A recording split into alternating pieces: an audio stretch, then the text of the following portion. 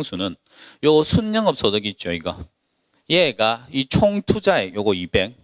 요거랑 관련했을 때 총 투자액이 순소득 50에 몇 배냐? 얘가 순소득 성수입니다. 몇 배입니까? 4배죠. 그러면 순소득 성수는 4라는 거죠. 되셨죠? 4인데 그러면 이렇게 투자하면 이 순영업 소득 가지고 몇 년을 투자해야 총 소득이 총 투자 금액이 다 회수가 됩니까? 자본 회수하는 총 자본을 회수하는 기간이 몇 년 걸리겠습니까? 4년 걸리겠죠. 50씩 4번을 벌어야 되니까. 그래서 순소득 성수는 자본 회수 기간과 같은 말입니다. 밑에 있죠. 순소득 성수는 자본 회수 기간을 의미한다. 뭐 더 이상 자세한 설명은 못해요. 시간도 없고 하니까 그냥 큰 틀만 이렇게 알려드립니다. 되셨고, 그 다음에 대부 비율이 80%면 도체 비율은 400%다. 이건 어제는 뭐 수업도 하고 했는데 뭐 이건 문제하고 상관없으니까 일단 문제를 볼게요. 24번 확실이라고 적어 놓으셨어요? 맨날 나옵니다. 수익성 지수법이나 순현재 가치법은 화폐의 시간 가치를 고려한 투자 결정 기법이다. 뭐 기출 문제고 자주 나왔던 지문이고, 단순 회수 기간법이나 회계적 이익률법은 화폐의 시간 가치를 고려하지 않는 투자 결정 기법이다. 이것도 오죠. 할인법 아닌 것들은 다 비할인법입니다. 다시 보세요. 요거 4개 아니면요 전부 다 비할인법입니다. 질문. 순영가법은요? 할인법. 내부수익률법은? 할인법. 현가회수기간법. 그건 할인법. 그냥 회수기간법. 그건 비할인법. 앞에 현가나 이런 할인 말이 안 들어붙었으니까 2번도 오고. 3번. 내부 수익률이 요구 수익률보다 작다. 기대 수익률이 내가 요구하는 수익률보다 작다. 투자해야 하네요. 투자 안 합니다. 기각하는 거고. 어림셈법 중에 순소득 성수법의 경우에 성수값이 클수록 자본회수 기간이 짧다. 방금 순소득 성수하고 자본회수 기간은 같은 말이라고 그랬죠. 그래서 4번이 틀렸습니다. 이거 순소득 성수 공부한 사람 같으면 뭐 이거는 아싸 그러고 그냥 맞추고 가는 거죠. 그 다음에 여기서 지금 제일 중요한 건 뭐 지금 강의하고 있는 이 파트에서 제일 중요한 건 24번 옆에다가 확실이라고 적어 놓는 게 제일, 지금 뭐 뭔 말을 했든 지금 귀에 들어오겠습니까? 그러니까 확실 적어 놓고 요거는 틀리면 안 된다. 뭐하고 순소득 성수하고 부채 감당률하고 요거 2개 하고, 그 다음 할인법, 비할인법 구분하는 거, 이런 거 맨날 나온다. 맨날 나온다. 자, 눈빛들이 갔습니다, 지금. 눈빛들이 가고, 눈빛을 크게 3개로 분류를 하면, 첫 번째가 이미 가신 분, 두 번째가 곧 가실 분, 세 번째가 조금이나마 지금 살아계신 분. 자, 25번. 한국주택금융공사의 주택연금제도에 관한 설명으로 틀린 것은 해놨는데, 이건 테마 26을 보십시오. 테마 26 보면 1차 금융시장이라고 되어 있죠. 찾으셨습니까? 거기에서 공부해 놓으셔야 될 게 1번. 이 1차 금융시장 옆에 보면 25번, 30번 2개를 적어놨죠. 2문제 나왔다는 이야기예요. 이 파트에서. 25번도 나왔고 30번도 나왔고. 대출기관의 금융위험, 요거 좀 해놓으셔야 되고요. 요거는 원리입니다. 원리. 거기 들어보세요.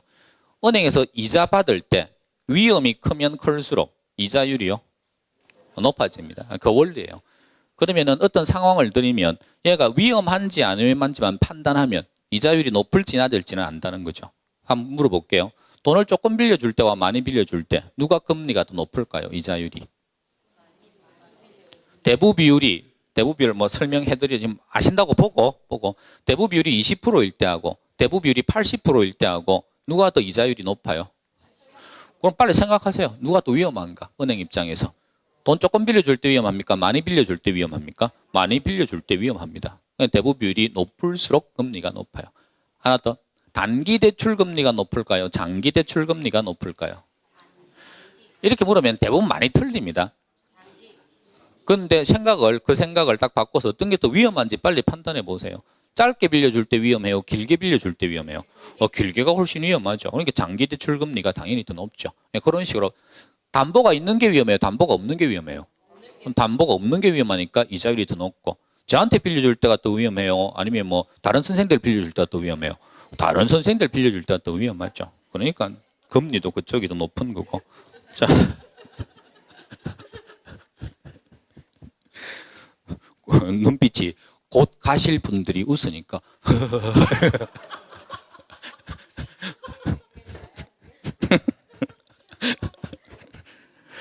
자, 여기 2번에 보시면 원리금 상환 방법이 있죠. 찾으셨어요? 원리금 상환 방법 매년마다 나옵니다, 이거. 아까 제가 확실이라고 한 것 중에 하나가 나올 거예요, 이거. 그러니까 요거 공부 열심히 해 놓으셔야 되고요. 그 다음에 3번에 주택연금 있죠.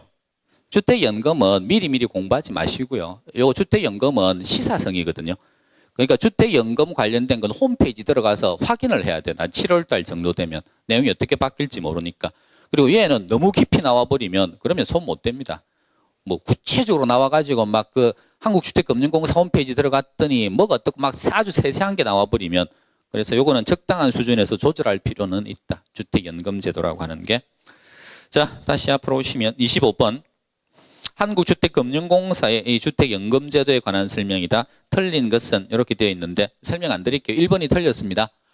1번 틀렸는데 나머지는 맞고요.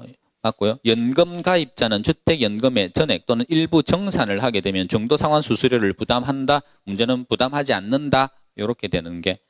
이 정도 난이도 같으면 이거는 쉬운 문제는 아니에요. 중도상환 수수료 있나 없나까지 막 디테일하게 공부하고 하기는 힘듭니다.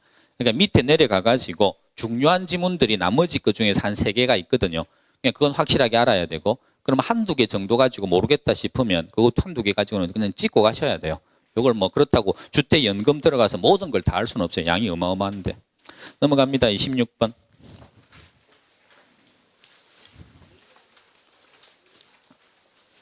부동산 가치에 관한 설명으로 틀린 것은 일단 1번 틀렸습니다.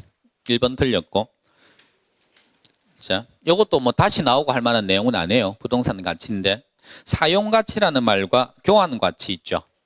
그냥 상식적으로 물어볼게요. 배우기는 하지만 이거 같은 말일까요? 다른 말일까요? 교환 가치와 사용 가치. 당연히 다른 말이죠. 교환 가치는 시장에 나갔을 때 이걸 다른 물건으로 교환할 때 어느 정도 가치가 있는 거고 사용 가치는 내가 사용할 때 어느 정도 가치가 있는 그게 사용 가치죠. 두 개는 완전히 다른 말입니다. 그래서 요거 두 개를 같다 그랬으니까 지금 일단 틀린 거고 두 개의 의미는 이런 거예요. 자, 보세요. 여러분들 지금은 공부를 시작했으니까 혹시 중요한 책 있습니까? 갖고 있는 공부하는 책 중에서. 나중에 시험치기 한 달 정도 되면 자기 나름대로 중요한 책이 있겠죠.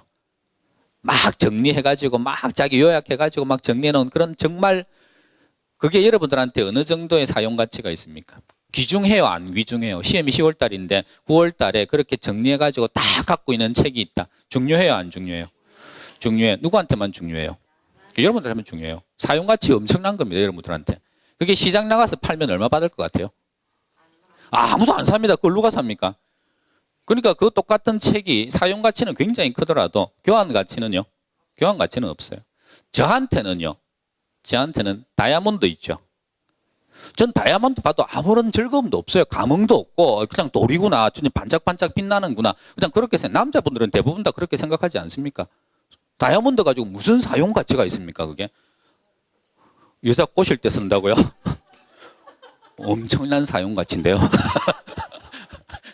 근데 그게 시장 나가면 엄청난 그 교환 가치를 지니고 있죠. 그러니까 사용 가치와 교환 가치는 그래서 달라요. 되셨죠? 자, 그 다음에 투자 가치는 이게 투자 목적으로 봤을 때 어느 정도 가치가 있는가? 사용 가치는 투자 가치하고 좀 비슷하다고 볼 수도 있습니다. 느낌 뉘앙스상으로는. 보험 가치는요, 보험과 관련된 거고, 과세 가치는 세금 관련된 가치고, 제일 밑에 공익 가치 있죠. 이런 것들은 보지 마십시오. 이건 보실 필요 없고. 또 안 나옵니다. 이게 중요한 것도 아니고 하니까. 27번에 부동산 투자, 집합 투자 기구, 부동산 투자 회사 있죠. 요거 맨날 나온다 그랬죠. 그래서 얘는 나눠드린 자료 중에 테마 28 한번 보십시오.